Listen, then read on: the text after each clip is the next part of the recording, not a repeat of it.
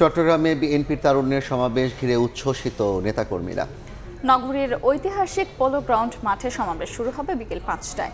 তারুণ্যের সমাবেশে যোগ দিতে সকাল থেকেই বিভাগের ১১ জেলা ও ৯৯ উপজেলা থেকে খণ্ড খণ্ড মিছিল নিয়ে জড়ো হন নেতাকর্মীরা। নেতাকর্মীদের স্লোগানে মুখর পুরো এলাকা।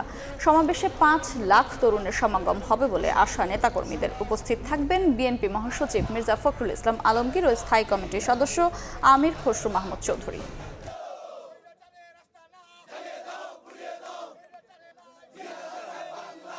জনতার গণঅভ্যুত্থানের মধ্য দিয়ে নতুন বাংলাদেশ গড়ার যে স্বপ্ন দেখছে, আজকে আমরা দেখতে পাচ্ছি এই ৮ মাসেও তাদের স্বপ্ন পূরণে অনেক বাধাগ্রস্ত হচ্ছে। তারুণ্যের রাজনৈতিক অধিকার প্রতিষ্ঠার ক্ষেত্রে বাংলাদেশ জাতীয়তাবাদী দল সর্বোচ্চ ভূমিকা রাখবে। ন্যায়ভিত্তিক সমাজ বিনির্মাণের জন্য, তরুণদেরকে এন্ডোর্সমেন্ট করার জন্য, মেসেজ দেওয়ার জন্য এবং তরুণদেরকে সংযুক্ত করার জন্য আজকের এই সমাবেশ। এই সমাবেশ থেকে স্পষ্ট বার্তা দিতে চাই, আপনারা অবিলম্বে তারুণ্যের ভোটের অধিকার, রাজনীতির অধিকার, সভা সমাবেশের অধিকার ফিরিয়ে দিন।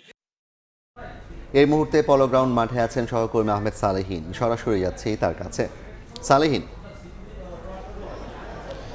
ধন্যবাদ। আমি এই মুহূর্তে অবস্থান করছি চট্টগ্রামের ঐতিহাসিক পোলো গ্রাউন্ড মাঠে, যেখানে বিএনপির 3টি অঙ্গ সহযোগী সংগঠন, যুবদল, স্বেচ্ছাসেবক দল এবং ছাত্রদলের উদ্যোগে তারুণ্যের অধিকার, রাজনৈতিক অধিকার প্রতিষ্ঠায় যে সমাবেশ অনুষ্ঠিত হচ্ছে, সেই অনুষ্ঠানে যে সমাবেশটির শুরুর আগে আমি অবস্থান করছি। তবে সমাবেশের কথা বলার আগে আমি একটু বলে রাখতে চাই যে আজকে চট্টগ্রামে আমরা দেখতে পাচ্ছি যে মোবাইলের যে ওয়েদার আপডেটে সেখানে 38 ডিগ্রি সেলসিয়াস দেখাচ্ছে চট্টগ্রামের ওয়েদার, কিন্তু আসলে অনুভব হচ্ছে 42 ডিগ্রি সেলসিয়াস মতো।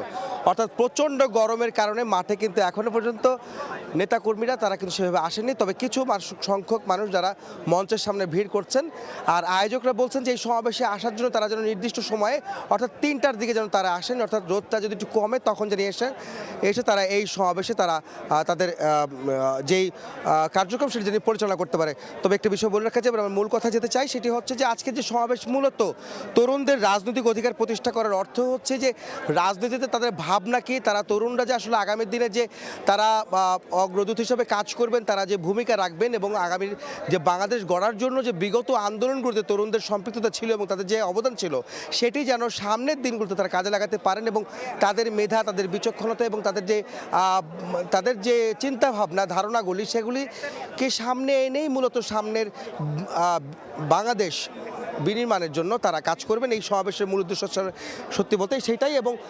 ইতিমধ্যে আমরা জানেন যে এখানে আয়োজকরা আশা করছেন 4 থেকে 5 লক্ষ মানুষ, অর্থাৎ তরুণরা এখানে অবস্থান করবেন, যারা শুধু 3টি অঙ্গ সহযোগী সংগঠন বিএনপির তারাই নয়, এবং যারা রাজনীতির বাইরেও যারা আছেন তারাও আজকের সমাবেশে আমন্ত্রিত আছেন। তারা আসবেন এবং তাদের ভাবনা তুলে ধরবেন এবং তারা এই সমাবেশের মাধ্যমে নতুন করে যে তাদের যে চিন্তাভাবনা সেটি তারা তুলে ধরার চেষ্টা করবেন, সেটি কিন্তু বলা হচ্ছে।